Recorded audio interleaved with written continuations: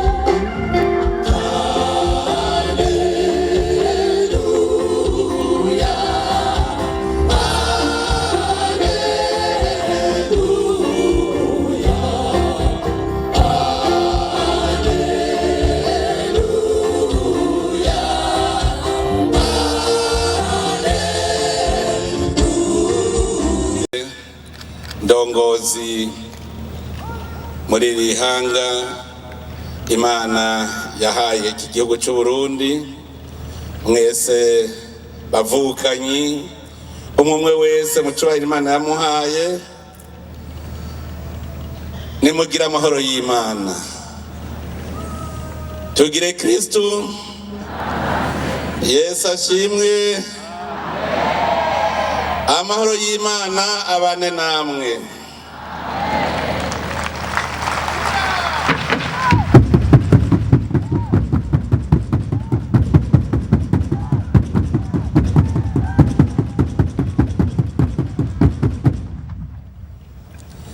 Nedushimagize umukama wewe yatweretse ububasha bwiwe, yararokoye Uburundi n'abarundi.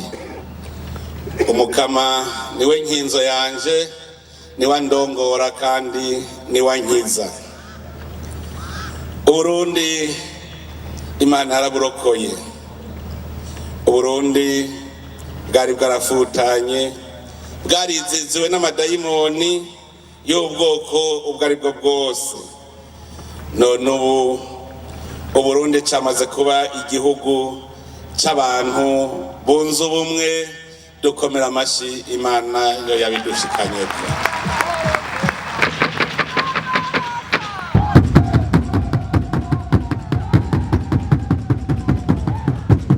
Vukanyi, uyu munsi n'umunsi w'akanyamuneza ku Burundi no ku Barundi. N'akanyamuneza cyane cyane kuri jewe ubwanje n'umuryango wanje, kuko turakwije imyaka 5 Imana idutoye mu bandi Barundi, sinzi ngo abari twe tuja imbere y'iri hanga. Turakengurukira Imana rero kubona yaradushoboje ikatugira imbere, hanyuma gushika uno munsi tukaba tutarahura n'ivyago. Iyo Mana nini nahazwe. Uyu munsi turamutse dukorana ngaho imbere y'Imana, twese abarundi uko turi, dushaka kwigina Imana, tuyisenga, twongera twininahaza ku buntu bwayo ntangere. Nico gituma iyo duhuye mu bihe nk'ibi, icambere dupanza gutegera ibihe turimwo. N'urugendo rurerure, urugendo atarutandukaniye n'urugendo rw'abana b'Isirayeli. Muravye aho Abraham Imana yamuhera isezerano, mukaraba igihe Yosuwa yashikana bene Isirayeli mu gihugu c'amata n'ubuki, urugendo rwabaye rurerure. N'Uburundi rero natwebwe twafashe urugendo kuva tuvuye mu vyara vy'abakoroni gushika n'uyu munsi, n'urugendo rurerure. Ubwo urugendo twagenze rwabayemwo incungu nyinshi, kuva mu 1962 gushika no mu 2015. Urugendo abarundi barimwo bagana igihugu koko c'amata n'ubuki, n'urugendo rurerure kandi twaruboneyemwo vyinshi. Tugize uru rubanza, twabonye ivyaraye bibaye mu matora, aho abarundi sinzi abarundi bose, mbere mvuge bose, bahundaye ku mugambi umwe, ari nawo uzodushikana ku Burundi buteye imbere. Iki rero kikaba ari ikimenyetso gihambaye cyane ku Barundi ndetse no ku bakunzi b'u Burundi. Iki gihe twinjiyemwo twokigereranya n'igihe umwami Dawudi yimikwa ngo umwami wa Isirayeli yose. Dusoma mu gitabo ca 2 ca Samueli mu kigabane ca 5 kuva ku murongo wa 1 gushika kwa 3. Niho dusoma ngo bisata byose by'Isirayeli bigenda kwa Dawudi bimubwira biti, umukama yakubwiye ati niwe uzoragira igihugu canje Isirayeli, kandi niwe uzoba umukuru w'Isirayeli. ico gihe umwami Dawudi yaciye yunga imbere y'umukama bacamusiga amavuta ngo umwami wa Isirayeli yose. Aha mu Burundi wacu harageze kw'Imana yerekana vy'ukuri ico yatoreye umugambwe CNDD-FDD n'abagumyabanga, kwari kugira ngo ihurize hamwe ubusho bwayo, ubusho bw'abarundi bwari bwarashwiragiye. Ubiravye kuva tuva mu mukoroni, Uburundi wamenga n'ubwami bwiciyemo kubiri. Bwari ubwami bubiri kuko bwamumenga bugenda bubangabanganye, none bwaraye bubaye ubwami bumwe bugiye hamwe. Erega n'igihe hashingwa ingoma ya Isirayeli habanje kugumaho abatemera ubutegetsi bw'umwami Sawuli. Dusomye mu gitabo ca mbere ca Samuweli mu kigabane c'icumi kuva ku murongo w'indwi gushika ku 27, igihe Samuweli yimika umwami Sawuli yajanye n'intwari Imana yari yakabuye umutima. Vyerekana ko hariho abandi batari bwabone, ngo ariko abantu b'imburakimazi ngo bavuze bati mbe uyu azodukiza gute? Baramukengera, ariko Sawuli we yagumye yitekaniye. Nahi iwacu niko vyagenze kuva umugambwe CNDD-FDD ugenwa hagatorwamwo Nyiricubahiro Petero Nkurunziza, hariho abagumye batemera ubutegetsi kumbure kubera bari baramenyereye gukamisha intwaro z'agahotoro. Mu gihugu c'u Burundi wamenga hari ubwami bubiri, naho ataco ubutegetsi butakora ngo abarundi bose bagire ubumwe. Ivyo tubandanije dusoma no ku ntwaro y'umwami Dawudi vyarabaye. Mu gitabo ca kabiri nyene c'umwami ca Samuweli ngo abantu bo mu Buyuda ngo baraza basiga amavuta Dawudi ngo abe umwami w'umuryango wa Yuda, umuryango wa Yuda gusa. Ngo muri ico gihe Abuneri yari umukuru w'ingabo za Sawuli, yaciye ahitana umuhungu wa Sawuli Ishibosheti mwene Sawuli, amugira umwami wa Isirayeli. Umuryango wonyene wa Yuda niwo wakurikiye Dawudi. Vyumvikana yuko ari bisanzwe ko mu gihugu haba abantu bama badakurikira ubutegetsi mu bw'uburuhiro bakaruhukira kubumwe n'abandi.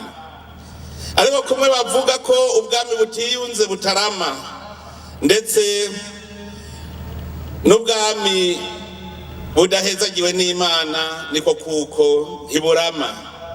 Uwo Abuneri naho yaraciye ashikiriza ubutegetsi umuhungu wa Sawuli Ishibosheti, ubwo bwami bwiwe bwahavuye nabwo nyene bucanamwo. Ishibosheti mu nyuma yaradendereje Abuneri, bituma Abuneri afata ingingo yo kugarurira Dawudi ubwami bwose bwa Isirayeli.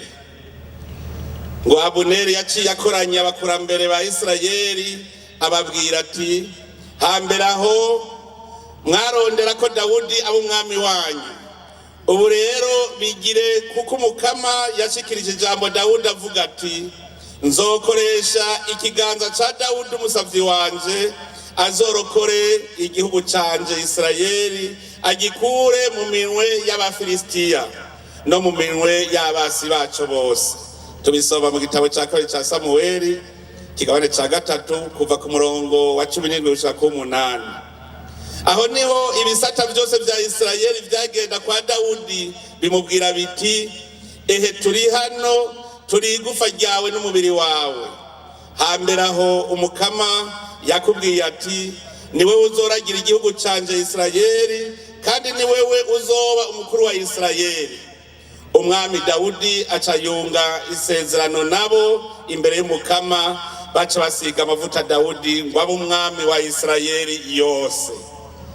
Turumvise yuko ubwa mbere hariho abo twita opposition, bamwe bavuga ngo ntituvuga rumwe na leta, kandi murazi ko no mu Burundi bavuga ngo ntibavuga rumwe na CNDD-FDD, bavuga ko batavuga rumwe na leta, byerekana ko hari iyindi leta bubaha bavuga rumwe. Buraca bugacana ayandi. Uno munsi tugiye guhura abarundi bose basigaye bavuga rumwe n'igihugu. Dukomera amashyi Imana yacu. Batubwira yuko Dawudi yaramaze imyaka 7 atwara Ubuyuda gusa. None natwebwe twibuke mu 2020 duhejeje amatora, muribuka ko ari hishirahamwe ryamenyesheje ko uwo bemera yatsinze ari Rwasagato. Ni muvyibuke na mwebwe. Vyerekana ko iki kiringo c'imyaka 7 yose hari abatavuga rumwe n'umutware wabo Dawudi, ndetse hariho n'abandi baguma bashaka kwiyongora. Iyo myaka 7 Dawudi yamaze ni imyaka 5 Varisito Ndayishimiye amaze. Hariho abatamwemera.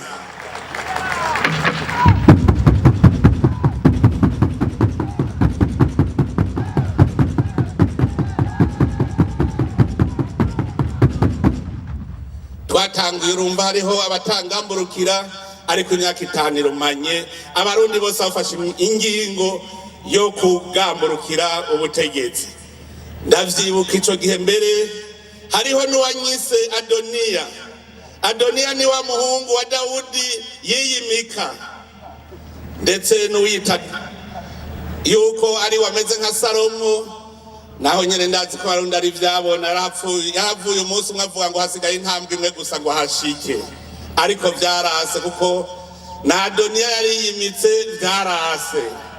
None uyu munsi rero ku mwaka ugira 5 Imana intoye ngombe indongozi yanyu, Imana irashikanye isezerano ko abarundi bazokwiyunga barongowe na Varisito Ndayishimiye.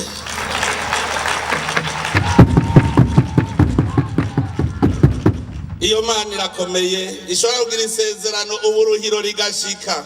Nta wiyumvira ko bizoshika ko abarundi boshobora guhundara ku mugambi umwe babona imbona kazoza y'igihugu. Iyo Mana irahambaye, ni Imana yakandi karyo, ni Imana yakandi karyo, ni Imana yakandi karyo, ni Imana yakandi karyo.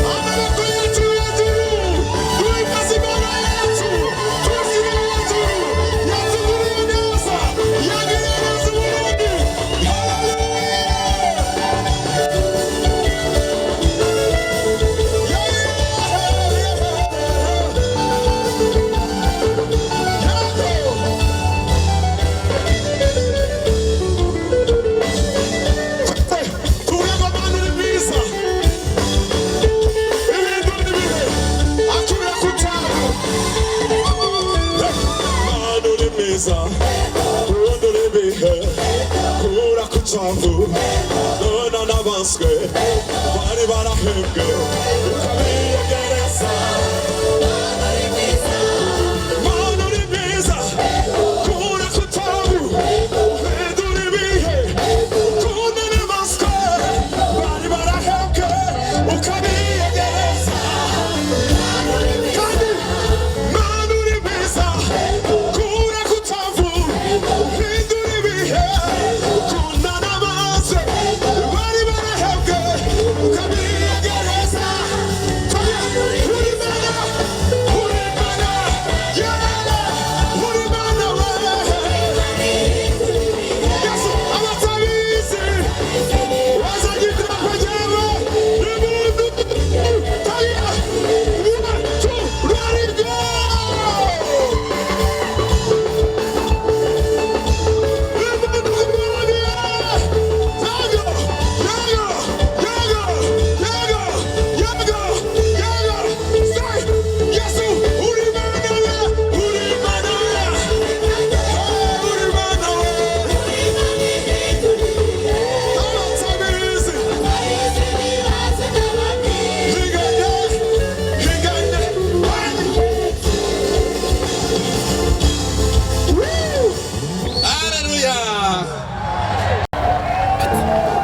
Imana arafashe umuhanuzi Elize imujyana mu kabande asanga hari amagufa yumye gusa ngo Imana ikiramubaza iti mbega ayo magufa yosubira akaba abantu aca yishura ati nahawe kumenya ni wowe ubizi muhanyi ayo magufa Imana irayegeranya iramuvugiramwo ati vuga uko utegeka amagufa arasubira aregerana haraza ku mubiri baraba abantu Uburundi nabwo bwari bwarabaye igihugu cy'umwiheburo twari tumeze nk'amagufa yumye nta warazi yuko tuzosubirana tukamera uku turi none uno munsi twaje imbere mukama twaraye dutoye abahutu abatutsi babatwa bose bavuze bati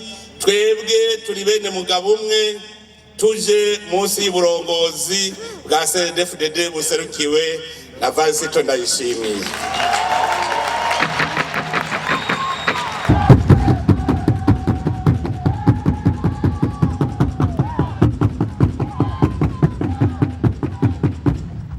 tuje imbere y'Imana kuri uyu mwaka ugira gatanu ndi imbere yanyu tutibagiye ko ari umwaka wa mbere mu buzima mu nzira igana Uburundi buteye imbere mu nzira igana igihugu c'amata n'ubuki koko iki ni igihe kigeze iki ni igihe ko dusezerana imbere y'umukama ko tugiye gufatanya urugendo twese atawusigaye inyuma nico gituma atanumwe yofata minenegwe iri koraniro ryadukoranije ngaha ry'ubukenguruka no gusaba Imana ibikurikira none rero tuzirikane yuko ubu tujabutse ubu turajabutse turasivya kanga ntitwibagire ibisebuzi twaciyemwo kuko Imana itubwira iti uririnda kwibagira umukama Imana yawe uzigama amateka yiwe amategeko yiwe n'ingingo ziwe turiko turagenda mu gihugu koko gitemba amata n'ubuki igihugu ataco tuzokenamwo nico gituma Imana itubwira iti niwarya ugahimba ukubaka inzu nziza kandi ukazibamwo aho ibitungwa vyawe binini binini n'ibitungwa vyawe bito bito bizogwirira ifeza n'inzahabu bikagwira iwawe maze ibyo utunze byose bikagwira umutima wawe ntuze wishire hejuru ngo wibagire umukama Imana yawe yagukuye mu gihugu ca Misiri mu nzu y'ubuja kuko muri ico gihugu giyemwo uzofungura uhage uhezagira umukama Imana yawe kubera yaguhaye igihugu ciza ivyo tubisoma mu gitabo c'amategeko ikigabane c'8 kuva ku murongo w'indwi gushika ku murongo wa 20. Abarundi twaraciye mu bugaragwa kuva tuvuye mu Misiri, no kuvuga tuvuye mu minwe y'umukoroni, twaciye mu magume menshi, abantu barishwe, twarishwe na kigoyi, turonona ibintu vyose. Ubwo bugaragwa none twese tuzirikane ko tubujabutse, tugira dutangure kubaka ca gihugu hakumwe Yosuwa arahejeje gushikana bene Isirayeli mu matongo yabo. Nico gituma tuba turagaba, twame tugavye, nitwarya tugahimba, tukubaka amazu meza, ntituze twibagire aho twavuye, kuko Imana yadukuye ahakomeye. Imana yadukuye ahakomeye, nta numwe yiyumvira yuko tuzoshika aho tugandagaza mu kibuga nk'iki. Ndetse ikibuga cyo murazi n'ivyatsi vyari vyarase kumera, kubera igihugu cari cabaye nk'amagufa yumye. None Uhoraho rero arakomeye kuko yatugiriye neza. Uhoraho arakomeye kuko yatugiriye neza.